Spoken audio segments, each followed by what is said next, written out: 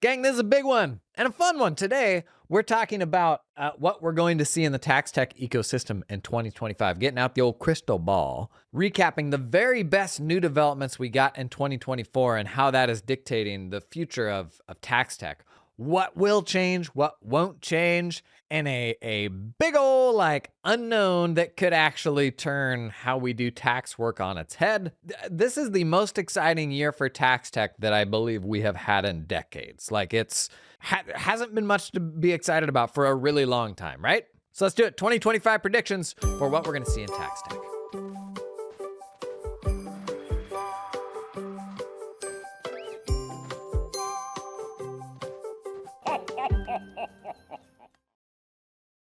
There's no time to waste. We're going to get right in. It's worth acknowledging that when it comes to, only a couple exceptions, when we're talking about tax tech here, we're not talking about your tax prep software. So it's funny, the feedback I get on many of my sort of tax tech related videos. Firms come in thinking, well, tax tech is my tax prep software. It's the tool that I use to generate the forms and all of that. And that is, I mean, every firm has to have that, obviously. But if that's your entire tax tech stack, that's a very rudimentary approach to getting tax work done. 10 years ago, that was all there was. It really was. That was it.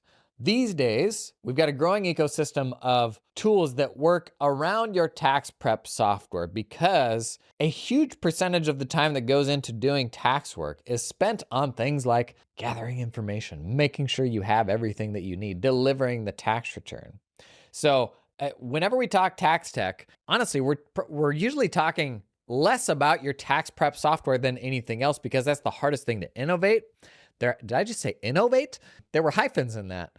There hasn't been a new US tax prep platform in over 2 decades for a reason, because it's extremely, extremely hard to build. People have tried and people have failed. But when we're talking tax tech, more often than not, we're talking about the things happening around the preparation of the tax return than we are the actual calculation of it. That being said, with a couple exceptions, we're going to get into that. So we're going to talk about, first, let's recap the very best things that happened in 2024 that are wagons that you need to have climbed aboard, horses that you should have hitched your wagon to, the juiciest stuff from 2024, because that really impacts what we're going to see heading into 2025. That's what we'll talk about after that, is what we've kind of got or should expect in the pipeline, and how that stuff bumps into what your practice management system does and how everything shuffles out there. So first, the best things that happened in 2024. I've got 5 things here. Number 1, the biggest thing, and I was teasing this thing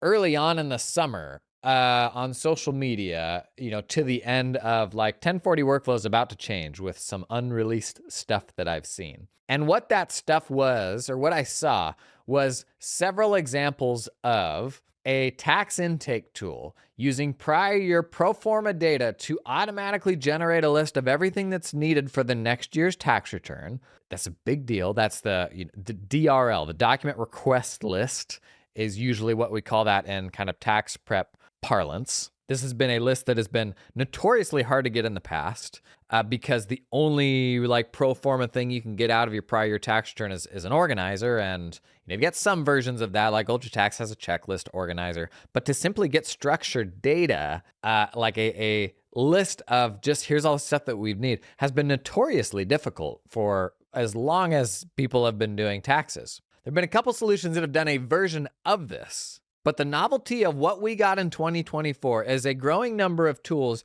that do not just that, build that document request list almost instantly from real prior year data. So not boilerplate organizers, not talking about that. I'm talking about actual pro forma request lists. But then you, a member of your team or the client, can drag 40 PDFs onto that screen, onto that checklist, and one by one, bang, bang, bang, it resolves those checklist items automatically just based on the pile of documents that got chucked in. And if you've been doing tax prep for very long, you know what it looks like to get information in from a client and to have the file and to be flipping through it and flipping through the organizer, flipping through the prior year file to say, do we have this? Do we have this? Do we have this? And doing that skim of like, here's what we have and what we don't have, and using that to decide, do we start the project or do we wait? Do we follow up with the client to say, hey, get me these 5 more things and then we will start the project? That is a huge amount of work that just goes into like the work that goes in before you even start doing a tax return. Headed into 2025, there's genuinely no reason why a human being ever needs to do that again. And that's a really, really big deal. That's a really time-consuming thing, especially if you're doing any volume of 1040 work. We now have tools where you can put a portal in front of your client that's populated with just their actual pro forma information. It truly pulled from the prior year file. It is not boilerplate. The best our practice management systems are doing right now, unfortunately, are still boilerplate organizers, but that doesn't solve the underlying problem of, here's the info we had last year. Do we have all that info in for this year? That's why I ultimately don't recommend using PMs for tax intake. I only recommend using a dedicated tax intake tool for this. There's a growing number of them. The big 3 that I've recommended headed into 25 are Soroban, Stanford Tax, and SafeSend, specifically SafeSend's gather feature. But the fact that it will now put in front of that client a list of here's everything that I need, the client can drag those documents in and it will auto-resolve the checklist items by automatically identifying what documents have been provided. And you can set that up in a way so that the project only goes to you once they've provided everything. So the whole problem, the biggest problem in 1040 prep, the old starty-stoppy, getting halfway there, sending them a list of questions, that hasn't been completely eliminated, because ultimately, like, the best guess we can make of what information do we need is, well, what did they have last year? But oftentimes that's not going to be 100% of information, right? Because things will change. There will be new stuff. But this is a vastly better approach. Now, on the flip side, you can also use the same system to then upload docs internally. So let's say a client mails you those documents. That same interface that the client could use to submit items via the portal, your team can use that same interface to scan the documents that came in and put them into that same upload process to resolve the checklist items. And, even if a client did a combination of, let's say they get a 1099 brokerage statement late and they upload that while they mailed you some other stuff that they already had. Anytime they log into that portal, they can see an up-to-date version of what documents are still required, regardless of how they were submitted to you. Like, you can, maybe some of those documents you even got in year-end tax planning, you can submit those to effectively to the portal yourself, so that you have a shared list of here are the things that are still needed. Tremendous amount of time goes into figuring out what do we need from a client, following up on what we need. These tax intake tools have made that problem vastly more manageable, and maybe the biggest thing, kind of infinitely scalable. Like, it's one thing for a staff person to sit down and do that review on every single 1040 that came in the door. And that was our approach. Like, the best 1040 process we ever had as of 2022 would have been the last tax season when I owned my firm. The best process we had ever developed was we had a couple of people, every single 1040 that came in, they would do that side by side, skim the prior year file and see what do we have and what do we not have. And we would immediately follow up with the client to say, here's the additional information that we have. And that process worked a whole lot better than the project coming in and sitting on a shelf for weeks and then we ask for that information. From a client perception standpoint, it seemed like we were super on top of it because we would get them those questions right away. But that, like, all of that just went out the window with this tech. Like, this is a huge step forward. It's why it's one of 2 types of tech in our category, 2 types of new tech that I have said, like, every single firm, there is not a reason why you shouldn't be using this. If you do tax work, you should be using a tax intake tool. We can put links in the show notes if this is new information and maybe haven't seen some of the main channel videos we've been doing. We can put links to the kind of the 3 intake tools that I recommend in the show notes: Soroban, Stanford Tax, and SafeSend. So I don't want to minimize this by any means. And we had a little bit of a version of this. Soroban was arguably the first one on this. SafeSend did a little bit of this where they would like create sort of fillable organizers and give you a document request list. But AI, believe it or not, has actually helped a lot here because it's AI that's used in most cases to resolve the checklist items, to detect, okay, here's a document. Is this any of the items on the checklist? And it knocks that out. This is a massive workflow upgrade that genuinely every tax firm should be leaning into. And as we're going to talk about and what to expect heading into 2025, that whole thing just gets juicier. Okay, second, number two, best things we got in 2024, automated delivery has evolved as well.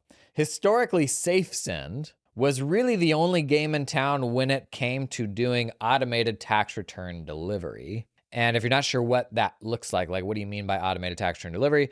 We all know that our tax prep software, the format that it puts tax returns out are not really a format where the client's going to understand it. It's not easy to hand it off to the client. And there's been all sorts of, versions of, your smart vaults and stuff like that, like organizing those returns in kind of specific ways. But I would actually argue that the need here on the delivery side fundamentally changed when we started e-filing everything and everything was, 8879s. Like that super changed what this workflow needed to be. That's how much of an OG I am. I'm a pre-8879 guy.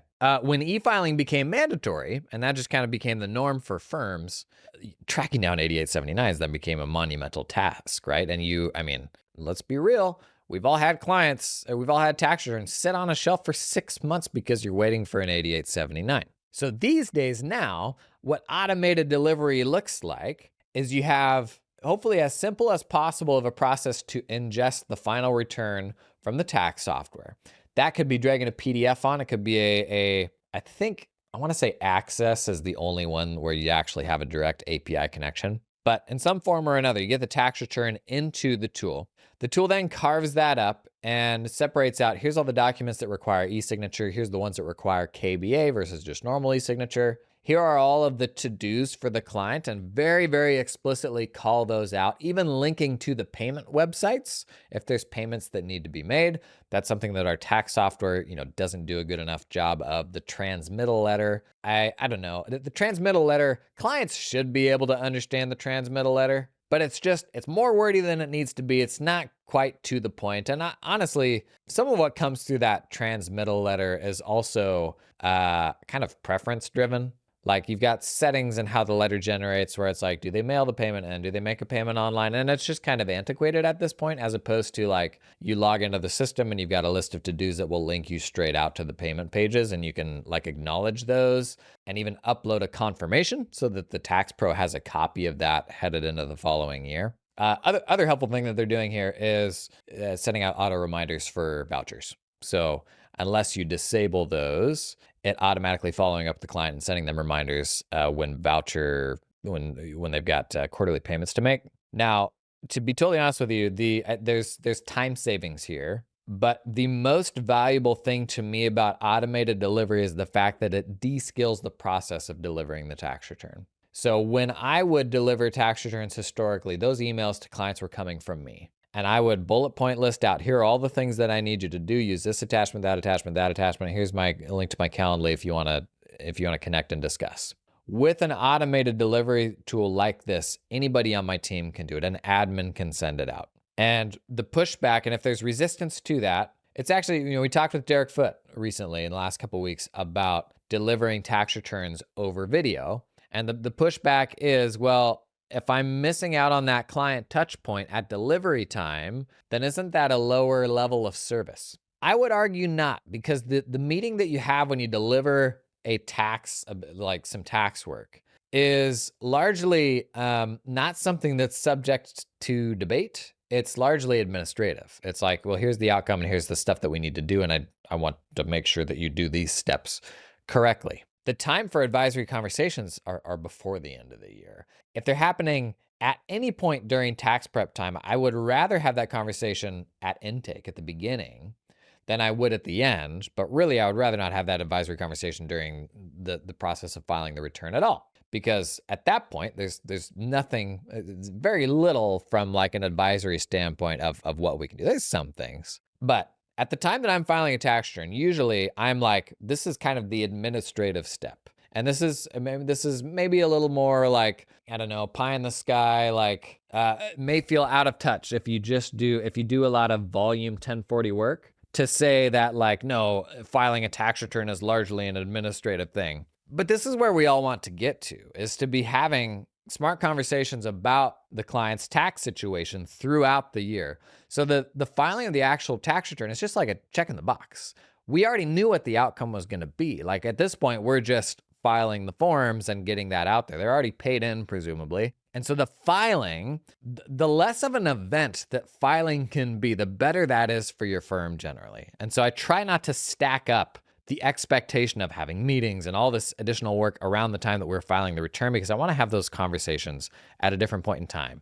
And that is what makes automated delivery solutions so useful for me, is they can take the seniors, they can take the partners, all those people out of the delivery process, and we can treat it for what it ought to be, largely an administrative process.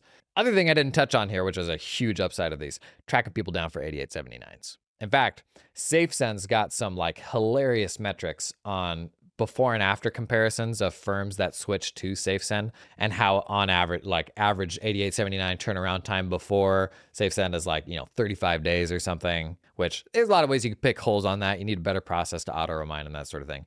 But then after it's like, 48 hours or something like that. So that's another really helpful aspect of automated delivery solutions. Now, SafeSend, as I said, was kind of the OG here. Soroban now does automated delivery. I want to say Truss does automated delivery. Truss is a early kind of new to the space tax workflow tool, but it is becoming clear now that automated delivery is kind of becoming an essential part of a tax suite, a tax kind of workflow solution, which is great because that's one of those things where the work is done. Now it's just like the work about the work. It's the tracking down signatures and all that I don't want to fuss with because the actual work product has been done.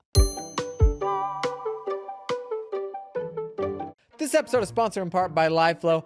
It's the time of the year where we make resolutions for what we want to do better in 2025.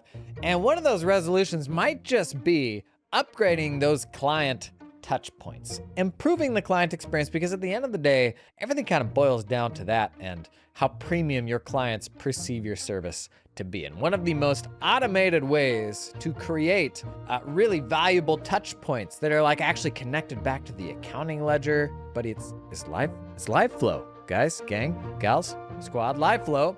Originally, their secret sauce was they were a connector for your spreadsheets. They would connect QBO and Xero files to your Google Sheets or your Excel, and they still do that very well. But they now also have like an online dashboard where through all those same connections, you can create like super quick and easy, not overwhelming if you don't want them to be dashboards that actually feed in live data from the accounting ledger, either on a continuous basis or just a snapshot. So I could like send a roundup to my client over text every single morning. Like it opens up all sorts of possibilities. But the tool itself isn't a bunch of work. That's what I never liked about reporting systems, is you log into that thing and it's just a lot. Customizability is a big thing here. LiveFlow always has really nice templates you can swipe, but you can also build it into whatever you want it to be, because ultimately how clients value our service, it really boils down to those touch points, what we put in front of them and what they get out of it. To learn more about LiveFlow, check out the link down in the show notes. This episode is sponsored in part by Cloud Accountant Staffing. Hey, scenario, what if you had this buddy that was running another accounting firm and they stumbled into this thing and they start hiring these really good offshore accountants in the Philippines, and you're talking with them one day and your buddy's like, hey, I got some really good people here. You want me to hook you up? You want me to find you a few accountants? What would you say? Would you be like, nah, I'm good. I can find accountants all day long. I don't need more accountants in my firm. Poppycock. You'd be like, tell me more. That's what working with Cloud Accountant Staffing is, because the team behind Cloud Accountant Staffing, they were literally just an accounting firm that started hiring people in the Philippines, had really good luck, like I did with the quality of who they picked up, and then they just started doing it for other firms. It's kind of as simple as that. If you're looking for somebody who understands you, who just works with accounting firms, not some rando sending you cold DMs on LinkedIn, a group that actually does this stuff just with accountants, check out Cloud Accountant Staffing, link down in the show notes. Number 3 best thing that happened in 2024. As a category, the tax workflow ecosystem has exploded. Like it's legit now. Like there's a bunch, like there's 8 or 9 different tools now doing some version of intake and some version of delivery around the tax prep software. And that's a great signal because it means these companies are getting traction in some form or another. The more you see them and the more they mature, the more legitimacy it lends to the functions that they're providing to tax pros. And I mean, the stuff that we've talked about so far today, like those are really, really valuable things to like ensure that you're getting work out the door efficiently. And we want these companies to continue to get investment and grow and keep doing new things, which we're going to talk about for 2025. So the legitimacy of that ecosystem altogether, that's really exciting to me.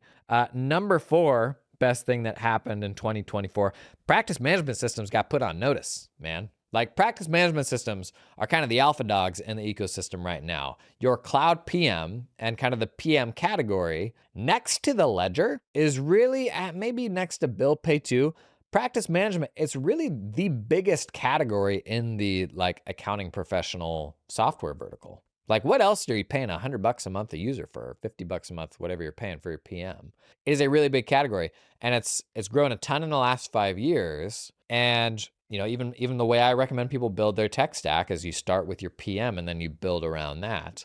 That might be changing. And that these I call them workflow tools, tax intake tools, also month-end close automation tools. And we're going to do another episode on similar to this on what's changing around kind of bookkeeping tech. But you know who's shaking in their boots just a little bit? I think practice management systems. Like you look at, you know, take TaxDome, who's a very, very good practice management system for tax firms. They've got a really good kind of end-to-end sort of workflow automation approach, from like doing a version of proposals and their own version of intake to like setting up kind of automated reminders for every step along the way. And then you can, you know, block the delivery of the return by the client having to pay an invoice. And then you get the 8879. So like a lot of smart things that have become part of their practice management platform. Canopy's doing a lot of those things too. Carbon, like go down the list. Practice management systems have some version of these things. And in the past, we would have called practice management systems, we would have called what they do workflow, because it was like as workflowy as any software was. It was as in the work as any tool is besides your ledger tool or your tax prep software, right? And these tax intake tools or kind of tax workflow tools are kind of redefining what workflow is. Like they've come in and solved a really technical, meaty, meaningful problem for accountants that is arguably a more painful problem than those that some practice management systems solve. Like that's a pretty hot take. But if you look at what a tax intake tool does, all the things we've talked about today about the ways that it saves you time and eliminates headaches. A tax firm produces tax returns. That's what it does. A practice management system is useful, and it helps guide kind of how things go through the office, time of billing, and a whole bunch of really important things. But a tax firm produces tax returns. And a tool that massively benefits your efficiency in producing tax returns, if you had to actually just pick one of those two things, a practice management system or a killer tax workflow tool, I would argue most small firms would pick the tax workflow tool and say, we'll piece together the rest with off-the-shelf stuff or spreadsheets or something like that. While bigger firms would probably go to the practice management system to say, like, we need the 10,000-foot view to manage, you know, a larger volume of projects. Would you agree with that? I think that's really interesting. And for the practice management systems who've just been growing like crazy the last 5 years, I love that somebody is actually like nibbling at a piece of the market in a really interesting way. Because right now what's happening is all the practice management systems, they look at what the tax workflow tools are doing, and they talk to their users and they're like, yeah, we'll build that. Like most of them are like, yeah, we'll build tax workflow. And it'll be integrated with everything else that you need in your firm, and it will be vastly superior to that because it'll all be in one place. And wouldn't we love it if that were the case? But what are the tax workflow people saying? Oh, we'll build practice management. I mean, there's 100 practice management systems out there. We could totally add that to what we do. So which of those two things is harder to build? I mean, I can see the argument going both ways, but you can also look out in the marketplace to see a whole bunch of practice management systems. It's the tax workflow stuff that feels novel right now, and some would argue feels harder to build. So to me, both sides of this are still essential. Tax workflow, your PM, they solve different problems. We would all love it if they would work together a little more and integrate, but arguably tax workflow is such a core part of a tax firm that I don't think anybody's racing to integrate because it is such a precious, important thing. So it's great for the ecosystem because it's pushing everybody in a way that ultimately benefits us. Like, that's what gets me excited about it. Last one here for what's changed in 2024, research. Tax research hasn't moved as far as I'd hoped, but we have the most powerful off-the-shelf research tools that we've ever had in Perplexity. Really freaking good. It's a fantastic replacement for Google. Honestly, ChatGPT, and the ability of both of those tools to work off of specific bodies of knowledge. So the notion that you can give it the authoritative literature and it accesses that stuff in a vastly more meaningful way than any other research tool we've had in the past. I mean, 24 months ago, we didn't have tools, research tools, that were anything more than text-based matching search. So you type in some sort of phrase, some sort of vernacular, and the research database retrieves everything that has that bit of text in it. Man, that's not helpful, right? Like, you have to know the exact vernacular to get anything useful out of that. But then you've got a massive list of results that just highlights that bit of text in the results. Oh my gosh, that's a lot of work to get to the bottom of and actually make a determination from, as opposed to what AI can do, where you give it the authoritative literature. You don't have to have the vernacular perfect and it will still figure it out. And, the best way to do this is to ask it for the most relevant excerpts and, exceptions to the rule, present that stuff back to you, and then give you an answer according to that. This is where prompting makes a really big difference, because we can't use AI ultimately as a black box and just say, give me an answer. We want it, and you treat it like an intern. If an intern just comes back and gives you an answer, you'll be like, cool, but you got to prove it to me, make a work paper, something like that. That's what we want AI to do, is ultimately prove to us what the right answer is. That is such a vastly more compelling version of research than text-based search in a research tool, right? And so coming into 2024, my thought was like, dang, like by the end of the year, research is just going to be totally reinvented. Where are we? What have the players in our vertical done? Well, Thomson Reuters says they've spent $100 million on AI. I would love to know where that went, because I'm not seeing it in Thomson Reuters products, right? Like they just recently launched an AI product, but it's literally just chat with documentation behind it, which we've been able to do in ChatGPT and stuff like that for a really long time. The advantage that these tools have in our space is they have the research databases, some of which are proprietary, some of which are not. Like all the truly authoritative stuff like that, anybody can get that. But it's not quite as simple as just swiping it. So take an IRS publication, and a publication ultimately isn't authoritative, but let's just roll with me here. An IRS publication has a bunch of text, but it also has a bunch of worksheets and tables and stuff like that. And AI struggles to make sense of those worksheets because they're big, like step-by-step sort of sequential things. But what people are beginning to do now is actually use AI image models. Let's take a tax table actually as an example. They're using AI image models to basically explain every path through a worksheet or through a table in plain English. Then, when you ask the model a question about the publication, it can actually make sense of whatever is presented in that worksheet or table and apply it to the question that you're asking. So that's the difference between you just downloading a PDF of an IRS publication and coming to ChatGPT and saying, what would the tax be under this scenario? And it can't make sense of the tax table. That's the difference between that and dedicated tax research tools, where they're really going to the next level and like processing in a more complex way what exists in those documents. And that's what we need the research groups in our vertical to be doing, is like creating the really, really juicy version of that. But man, I don't see it happening. So like the really only have two AI tax research companies of consequence on my radar, BlueJay and TaxGPT. I've turned down sponsorship opportunities galore with both of them. They both want to be all over my channels and promote their stuff, as they should, because we get a ton of smart people that engage with this content. But I'm not willing to do that because I'm honestly still not convicted that anybody in our space is doing it in a fundamentally better way than the mainstream solutions out there.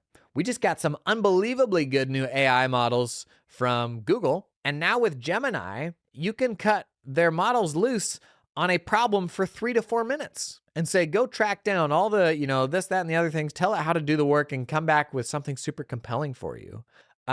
Google Learn About let's put this in the show notes. Google Learn About, an amazingly unique user interface for exploring any topic and learning about something and digging into sources. Like, so incredibly innovative. Like, it blew my mind when I saw that solution. I'd super encourage you, go Google or check out the link in the show notes. Google Learn About. That's what it's called, is Google Learn About. It's by Google. And then type in some tax topic. And the things that it will pull up, it will like quiz you. Like, it is such a novel interface for doing research. I see stuff like that from the Googles and the OpenAIs of the world. And I'm like, I don't like, if I were an investor in software, I might have a hard time getting excited about the tax research space. So we may get there. And ultimately, the advantage of the folks building specifically for our vertical is, deeper, maybe a greater focus on authoritative literature and all that stuff. But I don't know that I'm there yet. Now, that being said, if you zoom out, ultimately it doesn't matter that much to the tax pro. Am I buying something from inside our vertical or am I buying something general? If we zoom out, man, are the tools way better than what we had 24 months ago, right? Like, that is a win for tax pros. That's really exciting. Okay, enough talking about the past. I want to set that context because still a lot of firms, and I really struggle with this, like I suspect you do. I struggle with saying the same things over and over and over again because the reality is nobody cares. Like, nobody's watching every single thing that I do. And if I say a thing a second time, it's not a big deal. But still, every single day in my email, I'll get 20 emails from people that sign up to my newsletter, and they're like, I just heard about practice management systems. And it's stuff like where you got to kind of keep perspective of nobody's looking at you all day, dude. Like, nobody's watching your stuff. There is, it's pretty freaking cool. There's, 1,000 to 1,500 people that tune into this podcast every single day. Bless your hearts, who are so plugged into this stuff, like at a different level to just about anybody else in the profession. And that is so cool. And honestly, those are the people that I'm thinking about most when I'm creating content. And that's kind of what you end up stuck between is like, whoa, these people have already seen me talk about this thing on the podcast or something like that. But it's like, you know what? The world is way bigger than any of us give it credit for. And sometimes you just got to keep harping on the most important things. So if you take anything from this podcast episode, that stuff we just talked about, the big stuff in 2024, lean into that hard because it will save you a ton of headache. Like, immediately as you're getting into January and February, starting to think about 2025, or I guess 2024 tax prep in 25. Okay, but let's talk about 2025. What's to come? How many things we got here? 7? Holy shamoly. Peter, I'm just going to apologize right now if you're on the elliptical. Is that what it was, the elliptical, as you're listening to this? This is going to be a 2-dayer, okay? This is hard. If I'm you, this is harder than and longer than I would want to go on an elliptical. All right, what's to come? Number 1, this is a biggie. AI usage and the usage of AI assistants will become much more normalized in the accounting profession. There's still a lot of unfounded pearl clutching over using AI with client information. Like, it's like you're like a heretic if you propose using client information in an AI tool right now. Like, people, like, I worry I'm going to get burned at the stake. And I go to conferences where the audience is not going to be as progressive as a lot of the folks I talk with online. And it's like, you see like visceral reactions from people. And it's very similar to early days cloud, where everybody was used to having all the information on their own server where they could touch it. It was in their office. And the notion of putting that data anywhere else, which is funny, it's like a geographic thing. It's like those ones and zeros are going to be somewhere not in my office. That's not safe. What about the tubes they travel through? What about wherever that server is and whatever Dorito eating nerd's just going to let his friends come in and see my client data? And ultimately, like that, became less and less founded. Though along the way, there were a lot of bad versions of cloud that were not secure, right? And it's not until it matured and we got there that it was better. The same can absolutely be said of AI. The very first ChatGPT, every single thing that you put into ChatGPT was trained into the model. And that has evolved. But back then, loads of news stories of, Samsung employees putting proprietary code bases into there. And now OpenAI has access to it. But for quite a while now, that's no longer been the case. The leading models do not train their models on user-provided information. That's not the case for ChatGPT, OpenAI. It's not the case for Google. It's not the case for Microsoft Copilot. It's not the case for Anthropic's Claude. If you're on a business plan, as you absolutely should be if you're doing any sort of business stuff with these AI assistants, the stuff that you're giving it is not being trained into the model. And that's the only thing that differentiates AI tools from other tools is the retention of that data. It's not the case on any of these leading tools on business plans, but we still have to do the usual due diligence with these tools that we would do for any other cloud app that we pick up. And so if you look at, and this is where it gets really interesting, if you actually put all the tools that you use and you like redact the name of the tool and you compare kind of the security capabilities of these different tools, like conversational AI tools today are more secure than many of the apps that are now commonplace in accounting firms. ChatGPT, the team plan, SOC2 Type 2 compliant. There's very few tools in the accounting ecosystem that are SOC2, not just SOC2, but SOC2 Type 2 compliant. That's the AICPA certification. That's a really, really high bar that the vast majority of the practice management systems we use have not reached. And obviously, we have an abundance of sensitive client information in there. Other big thing to always look out for, multi-factor authentication. Most data breaches happen by somebody getting access to a login. Like that's how most of this stuff gets out into the wild. ChatGPT, you can have two-factor authentication. And so I really want to get back to like a more first principles considering how does this security stack up against the other apps that we use? Because the wrong way to make tech decisions, which I think is what most of us do in the space right now, is they see, oh, a bunch of other firms use it, so it's okay for me, right? Early days, AI meeting recorders. This was totally the case. Initial reaction, I'm not going to let something sit in on my meetings. Now, AI meeting recorders have increasingly been normalized, and so people just start using them.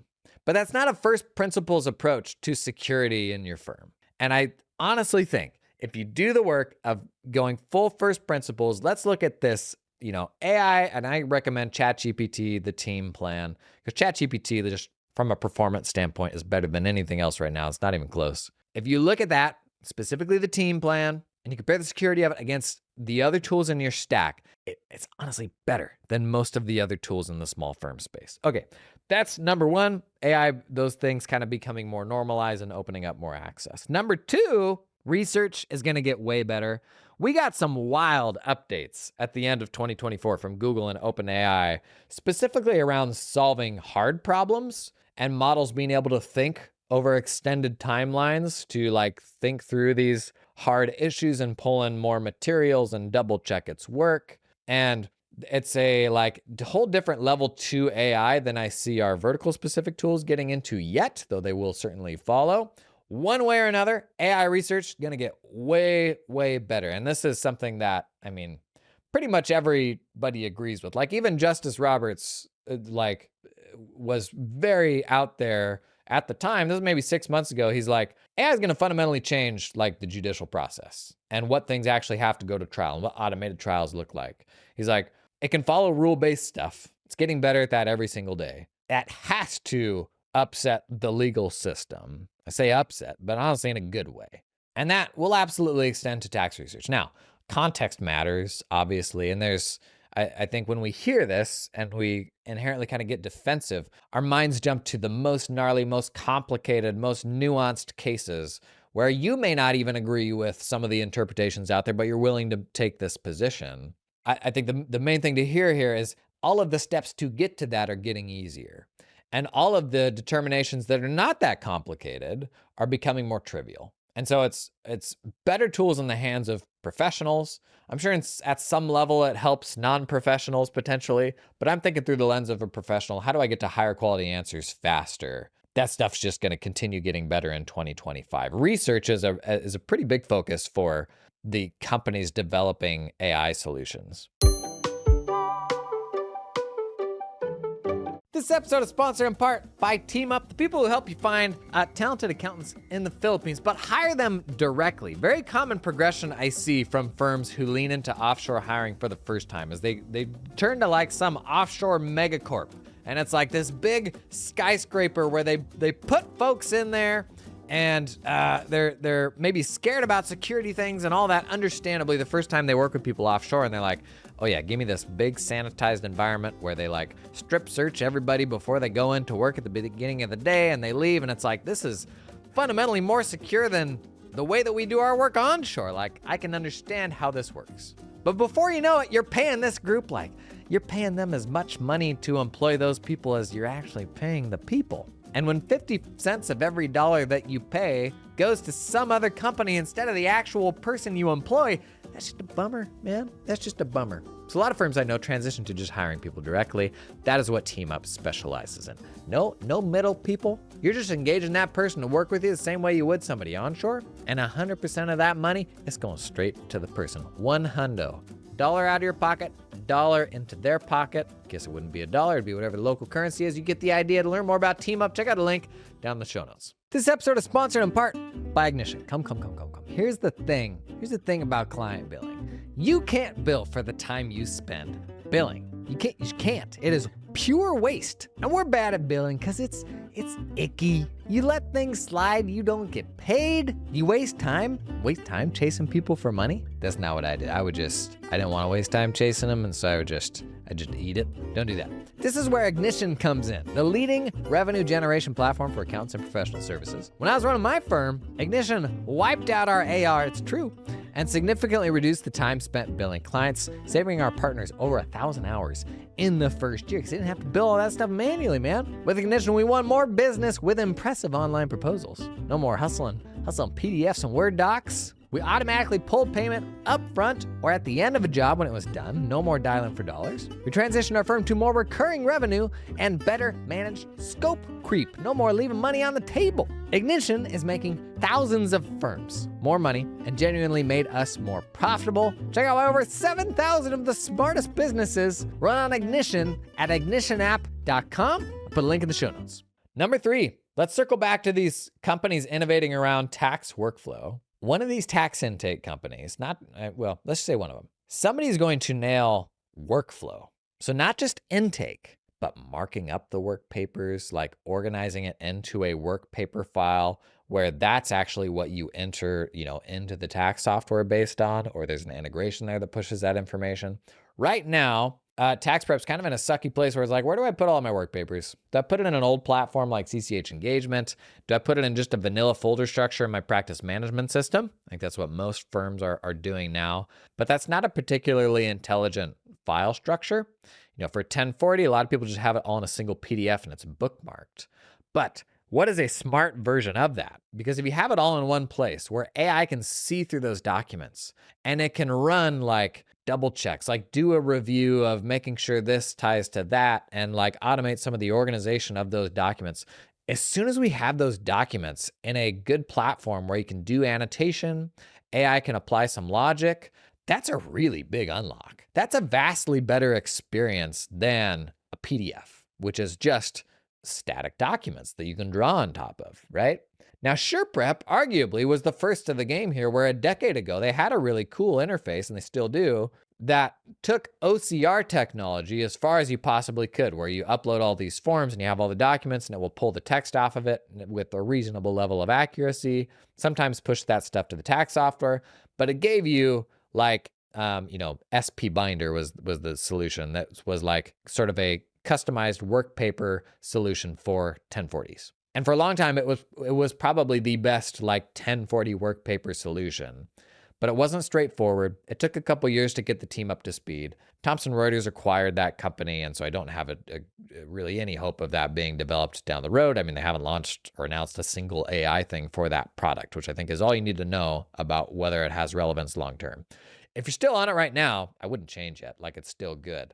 But what I'm very excited for is we have these 7, 8, 9 companies that are kind of making waves in the tax workflow space now. What's next after tax intake, after automated tax delivery? It's got to be work paper management, right? It's got to be AI doing really intelligent things across all those documents in sort of one intelligent workspace where you have all of those documents and AI can actually see into it. Man, that is so exciting to me. I mean, you can go out right now to ChatGPT and have it annotate a PDF and like compare things and do some versions of this. But the most powerful version of this is one that is increasingly agentic. That is, AI is handling different parts of the process. And the very first one that it's already doing is give me a stack of documents and mark off the checklist to ensure that we have all that stuff in. AI is already doing that for us. So what's next? What is the next step in like getting a 1040 from a pile of documents to something that's in your tax software, having a work paper platform where you can do all of that and it can start chipping away at those problems one by one, that's super, super exciting. We're going to get a version of this. I know we will, because a number of people have told me they will. We will get a version of this. It's going to be the current tax workflow folks, I think, that get to it first, especially around 1040. It's a hard problem to solve, but I think 12 months from now, we'll have a pretty cool version of it. I'm really excited to see what that looks like 24 months from now, because just like these tax intake solutions allow you to scale tax intake to, it could be 10 returns, it could be 10,000 returns, and it's the same amount of effort for you. An agentic work paper management platform where you have all your work papers here and you can cut AI loose on doing specific tasks. AI's ability to do those tasks is infinitely scalable as well. And so anything that we can get AI to do for us in managing those work papers and even just ordering them how we want them or making a specific type of annotation, anything that can do for us can scale across our entire prep process. And it's by and large something a human's not going to have to do again. We've done some testing on the YouTube channel and in this podcast in the past of throwing a checklist at AI and saying, okay, make sure this is a cash basis balance sheet. Make sure that this is, a comparative balance sheet, current period to a previous period. And like AI is to the point where it can do that stuff in a pretty compelling way. And so what does a massive checklist look like for reviewing a 1040, where you can cut an AI loose and say, do each of these things one by one and report back on the results? That's really exciting. The problem has been there hasn't been a work paper platform that was smart enough to enable that stuff. And I think we're going to get that from the folks that are doing innovative tax workflow stuff now. Yet another reason to hitch your wagon to the tax workflow folks, in my opinion. Number 4, I'm interested to see, conversational AI assistants. So like let's say TurboTax launches, and I'm sure they already have some version of this, like a chat assistant inside of TurboTax. But I suspect that consumer-facing like AI advisors are going to get much more compelling because, man, ChatGPT and stuff like that, like if you give it some information, it's already pretty darn good. So I think we'll logically see people getting more comfortable going to an AI advisor for certain things. But one impact that has, kind of that normalization of interacting with an AI advisor for things, is we'll probably see more pressure on us to have some version of that as well. And we've talked about this on the podcast quite a bit. If you have 2 accounting firms and one accounting firm has sort of an avatar of their own expertise that's available 24 hours a day and will give a client simple answers, arguably the firm that has that AI assistant is a more compelling solution than the one that doesn't. And that's hard for us because it challenges our place. And I don't want this thing giving something answers without me being there. But important to remember, if you're standing up an AI assistant, the right way to do it is for it to only reference the materials that you've already put out in the world. So we're closing in on 400 episodes of this podcast. We've got an AI assistant that's trained on every single episode of the podcast. And AI is good enough, honestly, these days to stick to the source. You tell it to use the source. Hallucinations have gotten 99% better than they were in the early days of ChatGPT. And so I have a very high degree of confidence that if somebody asks that assistant a question, it's literally just pulling from the context that I've given it. So what information have you put out there into the world that an AI assistant can draw from? And that's what ultimately gives me confidence to give that AI assistant some agency and some freedom in answering questions if I know it's only ever going to stick to the things that I've already said. And there's a whole other angle to this, developing your own kind of AI assistants for internal purposes that reference your meeting transcripts. We have so many of the same conversations with our clients over and over and over again, where what if a junior had access to an AI assistant that could see into thousands of hours of advisory meetings that you've done?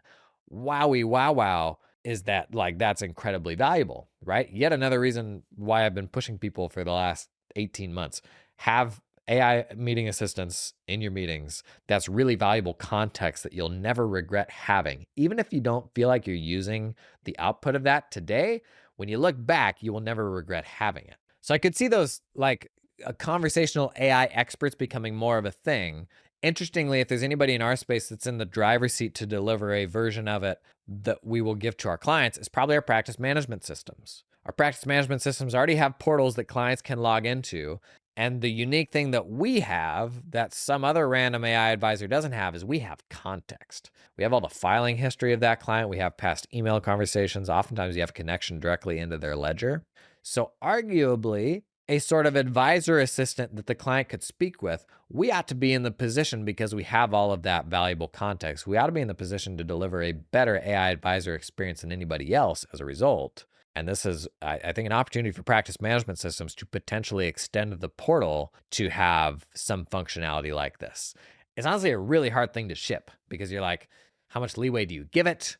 Obviously, reactions from accountants are going to be so across the board on something like that, right? Where you still have a whole bunch of never AIers that are going to be like, this is irresponsible. How could you ever do this? Meanwhile, they've got, an Alexa in their kitchen listening to everything they say, and they, Siri can read their emails, and all sorts of examples of where those exact same AI models are already accessing the information that they're concerned about. Siri, go away. Sidebar. ChatGPT integration and Siri, it is very good. Siri, stop it. No, stop. Go away. Stop. Very exciting. The smartphone assistants may be getting smart again, right? They've been so dumb for the last few years. Being able to pull LLMs in, and I'm very excited by how good some of the Google AI stuff has been lately. Hopefully Android, the smartphone assistants get better there too. But exciting time for tech nerds, man. Such an exciting time. Okay, number 5 thing to expect in 2025. PMs, they're going to start shipping stuff. They have to start shipping stuff. Look for PMs proposal solutions to continue getting better. A number of them now have a version of, like, I recommend Ignition and Anchor for a standalone proposal solution. That is what you send to the client to get them to agree to an engagement, because like the littlest bit of optimization in that proposal experience genuinely changes the money that can hit your bank account and what you can get clients to agree to. Like, it really makes a difference. So practice management systems have been shipping a version of this, but it's historically been very, very weak. Not at all as fully featured as the dedicated tools.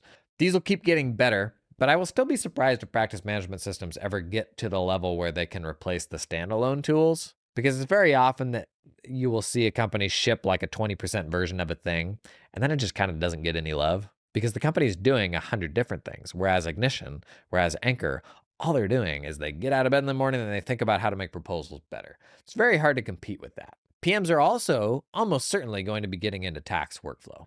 So you'll see a version, in fact, a lot of them are already saying that we're working on this. So you'll see them ship a version of what the tax workflow solutions we've been talking about do. The reality is, like, my hopes are not particularly high. Maybe somebody nails it. I mean, at the end of the day, we want all-in-one. We want a single solution that does everything awesome. That's just probably not realistic, right? So I think you'll almost certainly see PMs shipping their version of this. The problem is they're going to be shipping version 1 in these other solutions. Like Soroban's been doing this for about 3 years now.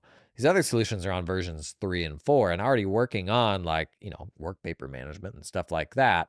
So PMs are kind of playing catch up. PMs, also, when you think about same thing as with proposals, PMs also work on a whole bunch of other things. They're larger, more mature companies, which can't always ship as quickly as a result. And so I think another thing that you may see is, I would be shocked actually if this next year we didn't see a practice management system or several of them acquire some of these tax workflow solutions. It's a great signal to say that they're working on it, and then like create a native integration so that those two things will talk nicely to each other. I don't have any inside information on this. It just makes total sense. Like, I could absolutely see, take Carbon. Carbon for a long time has been friendly with Liscio, and they have some really good native integrations between those two things. Liscio is like basically just a client portal. Liscio has done a pretty big pivot into tax workflow, where they now have some pretty cool tax intake stuff.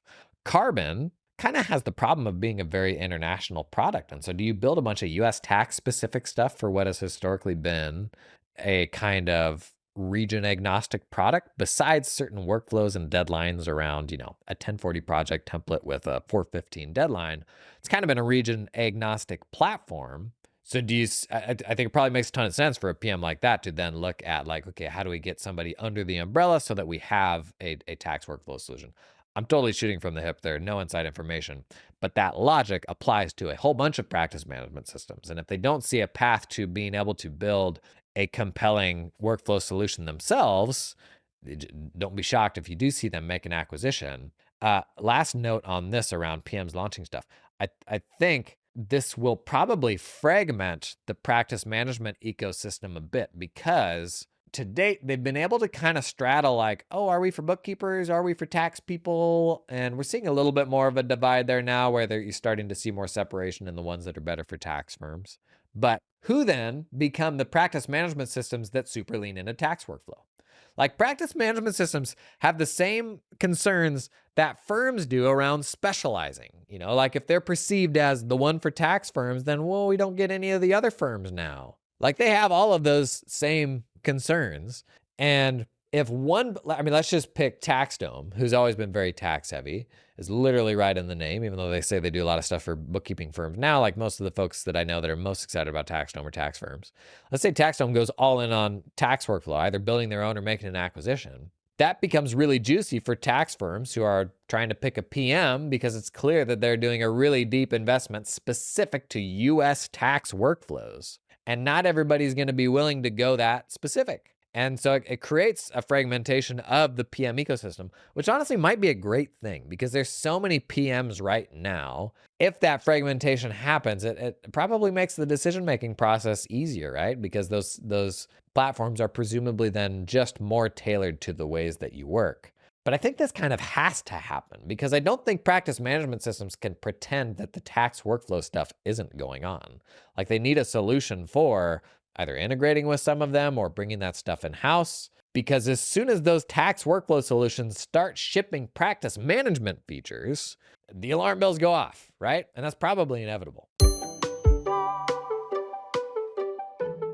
This episode is sponsored in part by Carbon, the practice management system. Funny story about Carbon. So we did our 2025 practice management system recommendations. There's like 40 some practice management systems out there, and we pared it down to a list of, was it 7? Some much shorter list where I'm like, these are the only practice management systems that I recommend. And doing that was a big undertaking, because we looked at basically 6 different sizes of firms. And for each of those different sizes, firms have different service mixes. So if you did tax only, if you did bookkeeping only, if you did tax and bookkeeping combined. And for all those different scenarios, we gave a top recommendation and 2 secondary recommendations for the practice management systems that are best suited for those types of firms. Now, only 2 platforms got 5 top recommendations. One of them was Keeper, which honestly is not even a practice management system. It's like month-end close automation. The second was Carbon. Carbon's really good, man. It's one of the only tools out there that raises to the level of, if you are considering tech change in your firm, honestly, practice management system or otherwise, you have to see what Carbon does and understand what it does. Because if you go down the list of really, really smart, like thought leader accounting firms right now, Chad Davis, great example, comes on the pod a lot, too much. A lot of really smart firms are running on Carbon. And sometimes, honestly, like that's what I need. That's all I need to see. Do I really need to like out big brain these other firms that I look up to? Or do I just say, okay, they've done a whole bunch of due diligence. I still gotta do a bit. Understand what works for me, but there's something to that. Learn more about Carbon. Check out the link down in the show notes.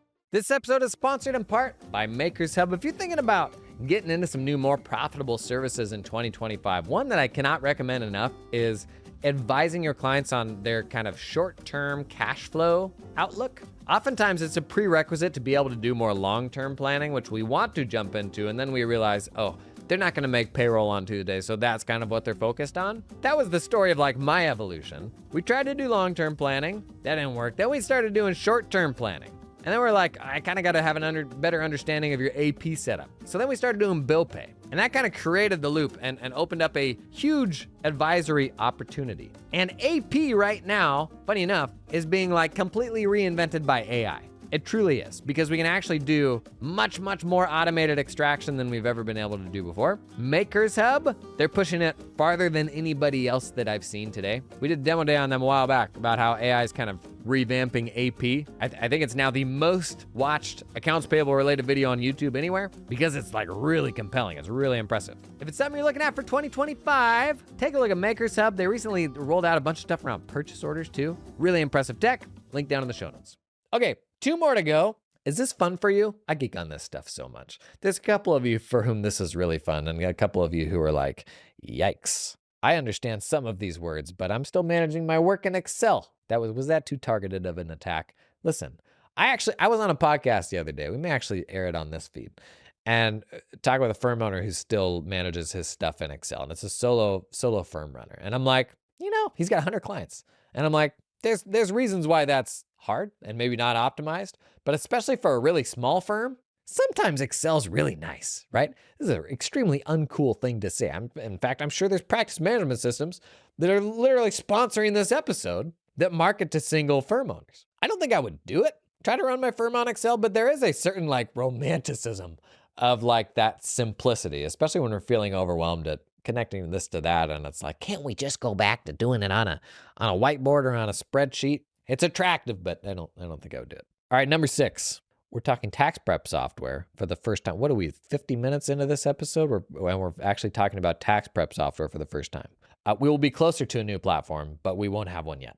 So I think the only company that's come out and said we're building it is Indeed. It's the team behind CoreV. It's Indeed.com. They've already got some pretty cool stuff, making it easier for you to do like R&D studies in-house, Augusta plan documentation. So Indeed's already got some cool tools, but they have come out and said like very clearly, like we're building the next tax prep platform, which is awesome. I know a couple other companies that are doing it in stealth, but there have always been companies doing it in stealth, and that doesn't mean that they'll actually ever come out with anything. This is such a hard thing to build. You can't build half of a tax prep platform then expect people to switch to it. So like the only like scenario where firms are actually jumping ship and changing full sail to something else is like you support the 50 states. I mean, there's even so much like local stuff that you want support for. So it's just very hard to get firms on board for a new platform. That's not going to happen in the next 12 months. But my hope is that 12 months from now, when we record this episode of what do we expect for 2026, that we're a whole lot closer to it and can maybe see by the end of 26 being able to reasonably go to a new platform that's cloud-based and has integrations. I mean, imagine being able to integrate that stuff with these tax workflow tools. How awesome that would be. Okay, last one, number 7. And this is the big old wrench in not only tax workflows, but software of every kind. The big unknown is AI agents. 2025 is absolutely going to be the year of the AI agents. And AI agents are basically just AIs that can control computers. So you'll have them on your desktop. You already do. I already do. I mean, I've got ChatGPT on my desktop, and every day that tool is being able to do more things. Now seeing into the apps on my computer to understand the context of what I'm working on. Now I can talk with it over voice while it can see what's on my screen, which is honestly probably the future of work, having a running conversation with your computer and it doing some things for you, you doing some things yourself, but just having this ongoing stream of conversation with this hyper intelligent thing that can go out and fetch results from the web. And like, that's probably just the future of how we work with our computers. In fact, we may actually move more to monitoring what an AI agent does than actually hustling the keyboard and mouse ourselves. Like, I mean, you can kind of see that, right? And so the idea behind agents is they are controlling our computers for us. The big question mark is, how good are they going to be? And in 2025, they're not going to be amazing. But because it is software, it's like, well, geez, as soon as this thing will go and like file this one compliance report for me, I can push a button and it can pull the data from my system and do that on a totally automated basis. I can do that 1,000 times. I can do it one time. I can do 100,000 times without it requiring any more inputs from myself. So it's one of those things where when it hits that tipping point for certain applications, that's pretty interesting. It also means for even legacy systems like our tax softwares, the notion of that thing being able to run on a server in the background and automate things in legacy systems is really compelling. I mean, you look at, without getting too nerdy, you look at a tool like Plaid. You know, Plaid is like you can log into Plaid and connect a whole bunch of different banks to a software tool. So if you're going to connect a bank feed, Plaid is basically an aggregator of 1,000 different banks, where instead of logging into one of those 1,000 banks, you just log into Plaid, you pick the bank, and it'll pull that bank feed in for you. It's an aggregator service. You can totally see a reality where people then build software on top of legacy systems. If an AI agent can reliably go and do something in the tax software, well, then we can almost build modern software on top of that AI agent that then goes and uses that legacy system. Wouldn't we love to not have to have the legacy system? Absolutely. But right now, that's the only way that we have to do tax prep, right? So AI agents even open up the possibility of building more intelligent things on top of those legacy systems that we would like to get away from. Satya Nadella, Microsoft's CEO, says that where we're headed is large language models, the AI assistants that we interact with, becoming the software itself, and they just kind of sit on top of databases. Because fundamentally, that's what software is like software is a user interface presenting data from a database and then doing some sort of logic to like transform the data in something that's specific to the business logic of the problem that software solves. Satya is saying that UI layer, the software layer, is increasingly going away in favor of just interacting with an AI, and then the AI interacts with the database. And all that logic and all that is built into the large language model. You may have some scenarios where you need a special interface to view things specifically. And he actually talked quite a bit about Excel and how it's helpful to see things in a spreadsheet format. But he said, even today, you can go to Microsoft Copilot and say, create a table of X, Y, Z and present this to me. And it presents it to you in a spreadsheet format. Where it's like, well, you probably wouldn't go out to Excel if it will just do all that stuff for you right there. And you can just say, okay, now sort column D by date and do this and do that, and then email it to Jim. Like at that point, you're probably sidestepping Excel altogether. So the big unknown, not only for the work that we do, but for all of knowledge work, is how good are AI agents going to be? And it's maybe hard to believe that in 2025, they're going to be fully taking over our computers and doing all of these powerful things. But the bigger thing is probably the path that they're setting. Because if you're reasonably confident that in 5 years, oh yeah, you could talk with an assistant all day long like it was a human and just kind of, it does your bidding. And it can spawn 100 clones of itself to go do that for a whole bunch of clients all at the same time. If that's really where we're going to be 5 years from now, how does that change what you do today? It means like I'm thankful I'm not a software company that has to predict like, oh, how do I build a platform that in 5 years machines are going to be using, not humans, right? Like 2025 may actually be the last year where software platforms have more human users than machine users. Because if we can cut agents loose to go do this stuff, you better believe they're going to be bouncing off the walls of your practice management system, breaking all sorts of things in the interest of trying to automate things for you. But that's a really hard future to see into, right? Like it's so abstract. What all changes there? At that point, I think you're kind of taking things a day at a time. Like my North Star for what we do and what I need to be scared of versus not scared of is always, is AI ultimately going to make all the blockers to entrepreneurship that are related to compliance and accounting, is going to make all those blockers go away? I think it's going to help a lot of them. But the notion that all of the blockers to entrepreneurship related to what we do, the notion that all that stuff's going to go away overnight and AI is going to solve that, seems pretty far-fetched, right? It's going to be an interesting year. It's like in the tax space, I think it's the most exciting, as long as I've been in the profession, which is just about 20 years now. This is, I think, the most exciting time from a tech standpoint we've had in the tax space. Super cool. But on a more macro level, at a really amazing time for like macro tech as well. But time will tell how much that kind of filters down into the very specific, more nuanced work that we do. Gang, if you made it to the end of this, absolute nerd alert. Bless your heart. Anything that we missed, anything you really want to see or stuff that you're excited for, drop that stuff in the comments. And here's to having a killer 2025, man. Let's do it.